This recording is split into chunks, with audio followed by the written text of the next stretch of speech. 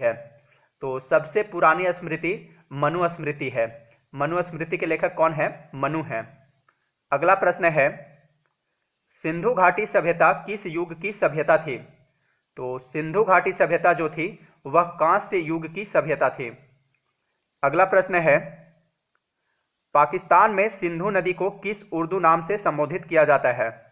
तो पाकिस्तान में सिंधु नदी को दरिया ए सिंध उर्दू नाम से संबोधित किया जाता है। अगला प्रश्न है, कलिंग युद्ध किस वर्ष हुआ था? तो कलिंग युद्ध 261 ईसा पूर्व में हुआ था। सम्राट अशोक ने राज्याभिषेक के 8वें वर्ष यानी 261 ईसा पूर्व में कलिंग पर आक्रमण किया था। हाथी गुम्फा अभिलेख से पता चलता है कि उस समय कलिंग का राजा नंदराज नामक कोई व्यक्ति था। कलिंग वर्तमान समय में किस राज्य में स्थित है? तो यह उड़ीसा राज्य में स्थित है। अगला प्रश्न है, चरक संहिता चिकित्सा की किस शाखा से संबंधित है?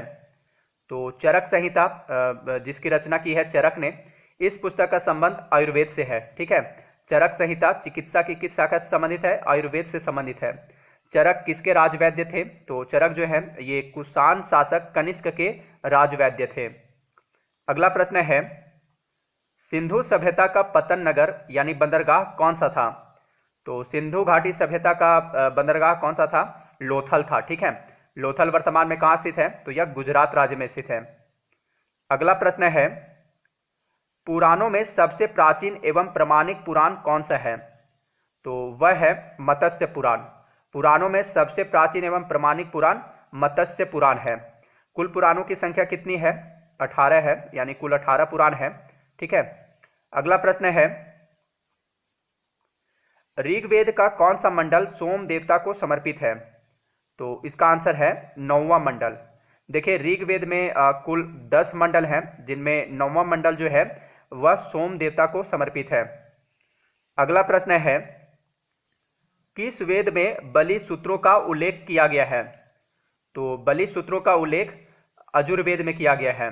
ऋग्वेद जो है यह प्रारंभिक आर्यों के विस्तार से संबंधित है।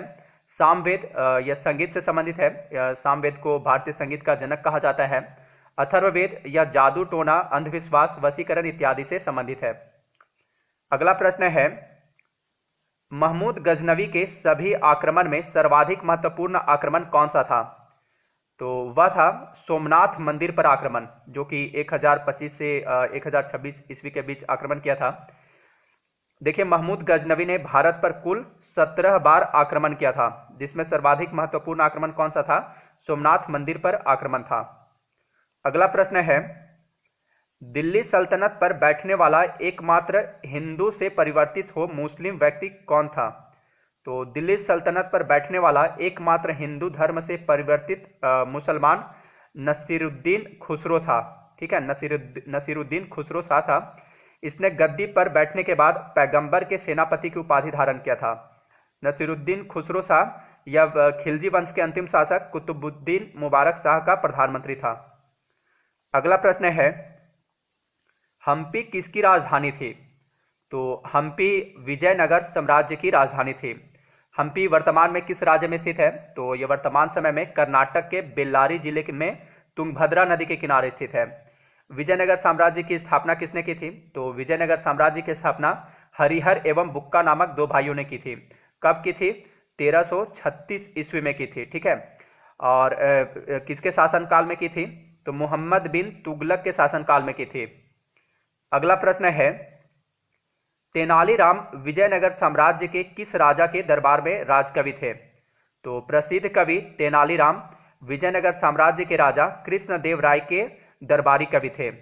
तेनालीराम ने पांडुरंग महात्म्य की रचना की थी, जिसकी गणना 5 महाकाव्यों में की जाती है। अगला प्रश्न है, चार मीनार का निर्माण निम्न में से किस व्यापक रूप से फैली बीमारी के उन्मूलन की याद में किया गया था? तो देखिए चार मीनार जो कि कहां पर है चार मीनार, तो यह हैदराबाद में स्थित है। तो इसका निर्माण चार मीनार का निर्माण प्लेग जैसी बीमारी के उन्मूलन की याद में किया गया था। चार मीनार का निर्माण किसने करवाया था? तो चार मीनार का निर्माण कुली कुतुब शाह ने करवाया था, और यह कहां स्थित है? हैदराबाद में है।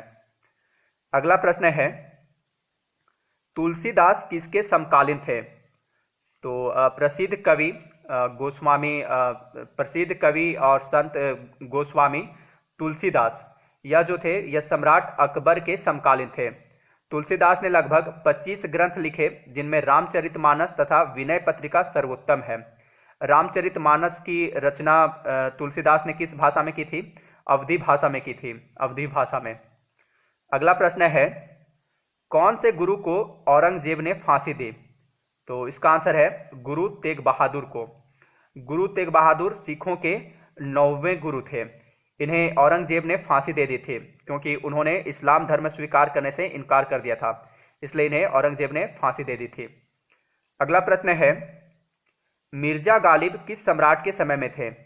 यानी मिर्जा गालिब किस सम्राट के समकालीन थे? तो मिर्जा गालिब जो थे, जो कि एक महान शायर थे, वे मुगल सम्राट बहादुर शाह द्वितीय के समकालीन थे।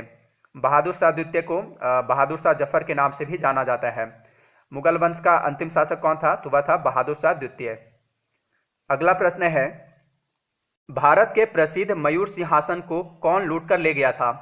तो भारत के प्रसिद्ध मयूर सिंहासन या तख्ते हाउस, जिसे शाहजहां ने बनवाया था, इसको नादिर शाह, सॉरी यहाँ पे आदिल शाह है, ठीक है, नादिर शाह आंसर होगा। नादिर शाह ने लूट कर ले गया था, ठीक है, आप इसे याद रखिएगा, मैं पीडीएफ में इसे सुधार दूंगा। नादिर शाह, ठीक है, भारत के प्रसिद्ध मयूर सिंहासन को नादिर शाह ने लूट कर ले गया था। मयूर सिंहासन पर बैठने वाला अंतिम मुगल शासक कौन था? तो वह था मोहम्मद शाह, ठीक है, मोहम्मद शाह को रंगीला बादशाह भी कहा जाता था। इसी के समय में ईरान के सम्राट नादिर शाह ने 1739 ईस्वी में दिल्ली पर आक्रमण किया था और मयूर सिंहासन लूटकर ले गया था। नादिर शाह को ईरान का नेपोलियन कहा जाता है। अगला प्रश्न है, भारत का नेपोलियन किसे कहा जाता है? तो भारत का नेपोलियन समुद्रगुप्त को कहा जाता है। समुद्रगुप्त किस वंश का शासक था? गुप्त वंश का शासक था। अगला प्रश्न है, बाल गंगाधर तिलक को भारतीय अशांति का जनक किसने कहा था? तो बाल गंगाधर तिलक को भारतीय अशांति का जनक अंग्रेज पत्रकार वेलेंटाइन सिरोल ने कहा था। अगला प्रश्न है, सर्वप्रथम किसने 1857 के विद्रोह को भारत का प्रथम स्वतंत्रता संग्राम कहा? तो सर्वप्रथम वीडी सावरकर ने 1857 के विद्रोह को भारत का प्रथम स्वतंत्रता संग्राम कहा था। अगला प्रश्न है, भारतीय सुधार संघ की स्थापना 1870 में किसने की? तो भारतीय सुधार संघ की स्थापना 1870 ईस्वी में केशव चंद्र सेन ने की थी। केशव चंद्र सेन के प्रयास से ही 1872 ईस्वी में बाल विवाह निषेध अधिनियम पारित हुआ था। केशव चंद्र सेन ने वाम बोधनी एवं इंडियन मिरर नामक पत्रिका का प्रकाशन किया था। अगला प्रश्न है, निम्नलिखित में से किस महिला ने भारतीय तिरंगा सबसे पहले फहराया था? तो सबसे पहले भारतीय तिरंगा को मैडम भीखाजी कामा ने फहराया था। मैडम भीखाजी कामा को क्रांतिकारियों का माता कहा जाता था। इन्होंने ही 1907 में जर्मनी के स्टुटगार्ट में सर्वप्रथम भारतीय तिरंगा लहराई थी। भारत के राष्ट्रीय ध्वज तिरंगा का डिजाइन किसने तैयार किया था? पिंगली वेंकैया ने तैयार किया था। अगला प्रश्न है, निम्नलिखित में से किसने तीनों गोलमेज सम्मेलनों में भाग लिया था? तो तीनों गोलमेज सम्मेलनों में डॉक्टर भीमराव अंबेडकर ने भाग लिया था। तीनों गोलमेज सम्मेलन का आयोजन कहाँ हुआ था? लंदन में हुआ था। और यह कब कब हुआ था? तो पहला गोलमेज सम्मेलन का आयोजन 1930 ईस्वी में, दूसरा गोलमेज सम्मेलन का आयोजन 1931 में और तीसरा गोलमेज सम्मेलन का आयोजन 1932 ईस्वी में हुआ था। महात्मा गांधी सिर्फ दूसरे गोलमेज सम्मेलन में भाग लिए थे। अगला प्रश्न है, रविंद्रनाथ टैगोर द्वारा लिखित गीत जन गण मन सर्वप्रथम जनवरी 1912 में किस नाम से प्रकाशित हुआ था? तो जन गण मन, जिसके रचयिता कौन है? रविंद्रनाथ टैगोर है। यह सर्वप्रथम जनवरी 1912 में भारत विधाता के नाम से प्रकाशित हुआ था। जन गण मन सर्वप्रथम कब गाया गया था? तो यह सर्वप्रथम 27 दिसंबर 1911 को गाया गया था। ठीक है, 27 दिसंबर 1911 को गाया गया था। 1911 को संविधान सभा ने जन गण मन को भारत के राष्ट्रगान के रूप में कब अपनाया था? तो इसे 24 जनवरी 1950 को अपनाया था। संविधान सभा ने जन गण मन को भारत का राष्ट्रगान के रूप में 24 जनवरी 1950 को अपनाया था। और इसे सबसे पहली बार कब गाया गया था? 27 दिसंबर 1911 को गाया गया था भारतीय राष्ट्रीय कांग्रेस के कलकत्ता अधिवेशन में। अगला प्रश्न है, भारतीय स्वतंत्रता के समय भारतीय राष्ट्रीय कांग्रेस के अध्यक्ष कौन थे? तो भारतीय स्वतंत्रता के समय भारतीय राष्ट्रीय कांग्रेस के अध्यक्ष जेबी कृपलानी थे। स्वतंत्रता के समय भारत के प्रधानमंत्री कौन थे? क्लीमेंट एटली थे। अगला प्रश्न है, विधवा विवाह कानून किसने पास किया? तो विधवा विवाह कानून लॉर्ड कैनिंग ने पास किया था। ठीक है, विधवा विवाह कानून लॉर्ड कैनिंग ने पास किया था। लॉर्ड कैनिंग के शासनकाल में 1856 ईस्वी में विधवा पुनर्विवाह अधिनियम पारित किया गया था। इस अधिनियम को पारित करने में ईश्वर चंद्र विद्यासागर ने महत्वपूर्ण योगदान दिया था। अगला प्रश्न है, भारत में अंग्रेजी शिक्षा की शुरुआत किसने की थी? तो भारत में अंग्रेजी शिक्षा की शुरुआत मैकाले ने की थी। लॉर्ड विलियम बेंटिंग के शासनकाल में मैकाले की सिफारिश के आधार पर 1835 ईस्वी में अंग्रेजी को शिक्षा का माध्यम बनाया गया था। 1835 ईस्वी में।